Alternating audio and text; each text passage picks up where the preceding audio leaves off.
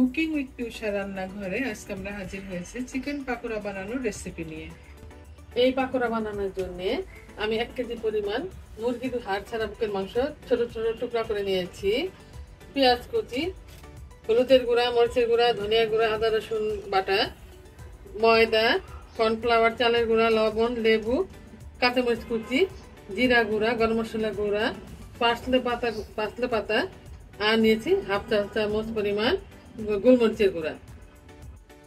1 কাপের সামান্য একটু কম আমি ময়দা দিয়ে দিয়েছি। 2 টেবিল চামচের মতো কাঁচামরিচ আমি কুচি দিয়ে দিয়েছি। 1 টেবিল চামচ আদা রসুন বাটা, 1 চা চামচ হলুদের গুঁড়া, 1 চা চামচ ধনিয়া গুঁড়া, 1 চা চামচ মরিচের গুঁড়া,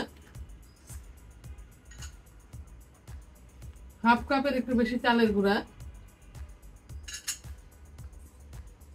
হাফ কাপ কর্নফ্লাওয়ার।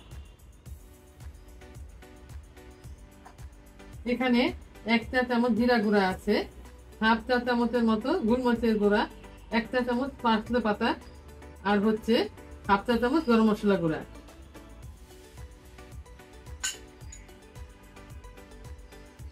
স্বাদ মতো লবণ। এখানে 1 কাপের মতো মিহি করে পেঁয়াজ কুচি আছে, দিয়ে দেব। 3 ফালি লেবু রস দিয়ে দিব।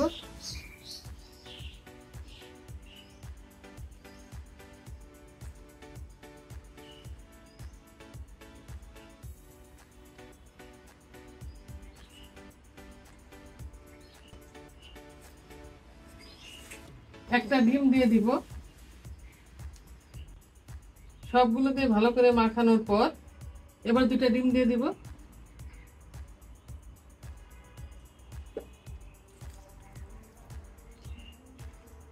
ডিম দিয়ে ভালো করে মাখিয়ে 1 ঘন্টার জন্য আমরা রেস্টে রেখে দেব, একটা ঢাকনা দিয়ে ঢেকে।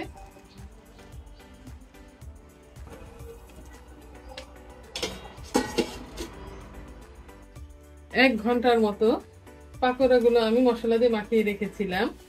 এবার ভাজার জন্য কড়াইতে কিছুটা তেল দিয়ে দিয়েছি। তেলটা গরম হলে চুলার আঁচটা আমি মিডিয়াম টু লোয়ের মাঝামাঝি রেখে অল্প আঁচে আমি ভেজে নেব। আমি একটা একটা করে মুরগির পিসগুলোকে নিয়ে এভাবে আমি ভেজে নেব।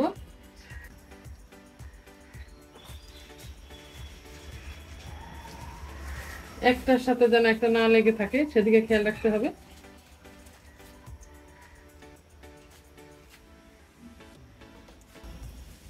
একবারে বেশি করে দেওয়া যাবে না।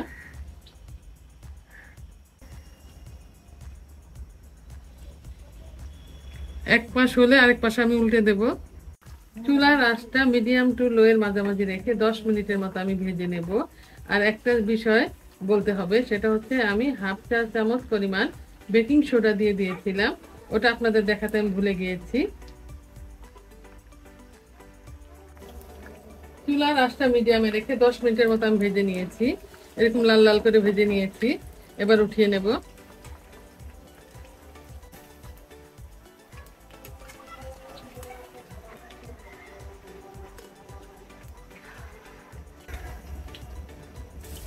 বাকিগুলো একইভাবে আমি ভেজে নেব।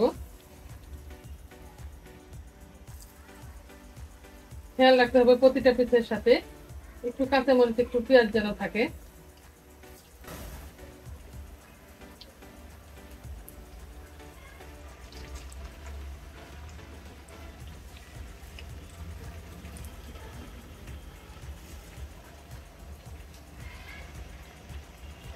তিনবার আমি ভেজে নেব, একবারে তো ভাজা সম্ভব না।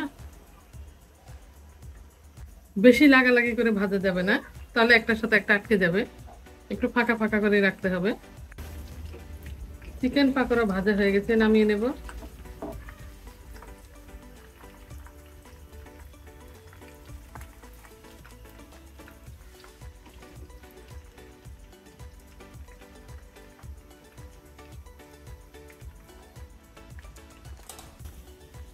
একইভাবে বাকিগুলো আমি ভেজে নেব। 3 দফায় আমি পকোড়া ভেজে নিয়েছি। এবার আমি উঠিয়ে নেব।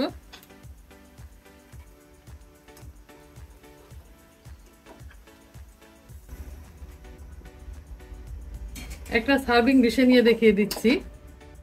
ভাজা হয়ে গেছে ঝাল ঝাল মচমচে চিকেন পাকোড়া। বিকেলের নাস্তায় এটি লোভনীয় একটি আইটেম। আজ এ পর্যন্তই। আগামী দিন নতুন কোনো রেসিপি নিয়ে আবার আমরা আপনাদের সামনে হাজির হব। আল্লাহ হাফেজ।